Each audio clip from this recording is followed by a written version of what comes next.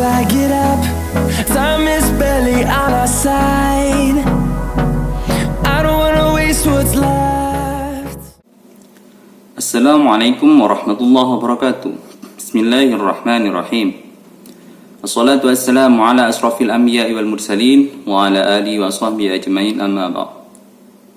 Di sini saya Nasrullah Jamaluddin dari kelompok 2 Prodi 6 PAIA akan menjelaskan tentang materi yang ada pada kuliah bimbingan konseling di STAI Al-Azhar Menganti. Saya di sini akan menjelaskan 2 pembahasan dari bimbingan dan konseling, yaitu tentang fungsi-fungsi bimbingan dan konseling dan juga pendekatan-pendekatan bimbingan dan konseling, di mana dalam suatu pendidikan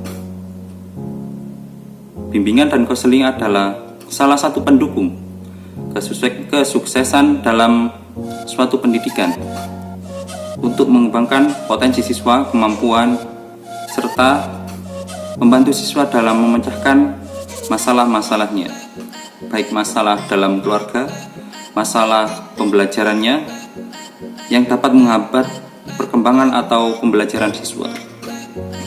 Ya, mari kita mulai. Yang pertama di sini saya akan menjelaskan tentang fungsi bimbingan dan konseling. Bimbingan dan konseling dapat dikelompokkan menjadi 5 fungsi, yaitu pertama fungsi pemahaman, pencegahan, pengentasan, pengembangan, dan advokasi. Untuk yang pertama, fungsi pemahaman. Yang dimaksud di fungsi pemahaman ini yaitu suatu tahap awal konselor dalam memahami apa yang akan dihadapi, yaitu konseling, untuk proses kelancaran atau keefektifan suatu bimbingan dan konseling. Maka pemahaman adalah tahap awal yang harus dilakukan. Beberapa poin yang penting dalam tahap ini, fungsi ini, yaitu bagaimana individu itu memahami dirinya sendiri. Yang kedua, orang tua untuk memahami peserta didik atau anaknya. Yang ketiga yaitu bagaimana konselor untuk memahami individu, peserta didik atau konseling. Yang pertama yaitu di mana suatu bimbingan konseling akan terlaksana dengan sukses atau dengan efektif. Yang kedua yaitu orang tua bagaimana untuk memahami individu atau peserta didik atau anaknya. Dengan memahami anaknya secara lebih mendalam, maka orang tua lebih memungkinkan untuk memberikan perhatian, pelayanan, perlakuan, ataupun sesuatu yang dapat memudahkan keberhasilan anaknya dan juga untuk perkembangan anaknya. Yang ketiga yaitu untuk konselor bagaimana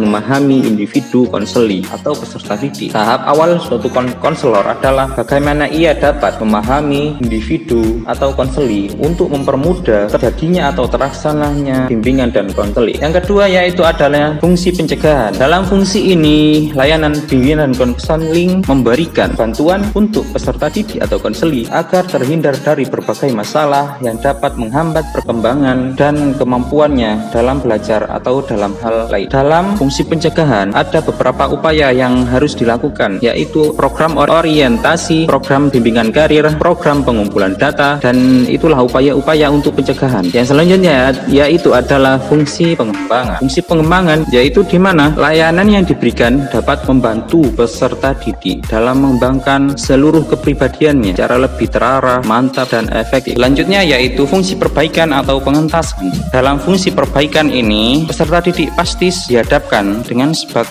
berbagai persoalan, dan disinilah fungsi perbaikan atau pengentasan yang diperlukan oleh peserta didik dan yang akan diberikan oleh konselor terhadap peserta didik. Mana langkah-langkah yang dilakukan konselor yaitu ada 6 langkah: identifikasi, analisis, sintesis, diagnosis, treatment, evaluasi, atau tindak lanjut. Yang pertama yaitu identifikasi, di mana konselor akan melakukan identifikasi terhadap konseli dan masalah-masalah apa saja yang ada pada konseli, dan akan didapatkan suatu data dari identifikasi tersebut. Yang selanjutnya yaitu analisis sintesis. Langkah ini yaitu merujuk pada langkah sebelumnya, di mana data-data yang telah didapat dari identifikasi akan dianalisis, dipilah, dan diolah, dan dihubungkan data satu dengan yang lainnya, dan akan dapat dilihat secara lebih efektif, sehingga masalah yang dihadapi oleh konseli tampak akan lebih jelas dan tampak detail. Yang ketiga yaitu diagnosis. Setelah analisis dilakukan, maka hasil analisis akan didiagnosa, dan tahap ini akan merumuskan suatu masalah masalah. Masalah apa saja yang ada pada konseli tersebut. Selanjutnya yaitu prognosis. Di mana prognosis ini yaitu setelah rumusan masalah didapatkan, maka akan ditetapkan langkah-langkah dalam melaksanakan konseling. Di tahap selanjutnya yaitu treatment. Ketika rencana-rencana atau langkah-langkah telah ditetapkan, maka treatment atau terapi dilakukan, yaitu pemberian perlakuan terhadap konseli sesuai dengan rencana atau sesuai dengan pada prognosis, di mana langkah-langkah itu direalisasikan pada tahap ini. Yang keenam yaitu tahap evaluasi atau tindak lanjut. Setelah semua langkah-langkah dilakukan, maka evaluasi akan dilakukan juga untuk mengevaluasi atau menindaklanjuti apakah konseli tersebut berhasil atau tidak dan bagaimana tindak lanjut dari konseling tersebut. Yang selanjutnya yaitu fungsi terakhir, fungsi advokasi, yaitu upaya yang dilakukan untuk membantu konseli dalam membela diri berdasarkan realita atau kondisi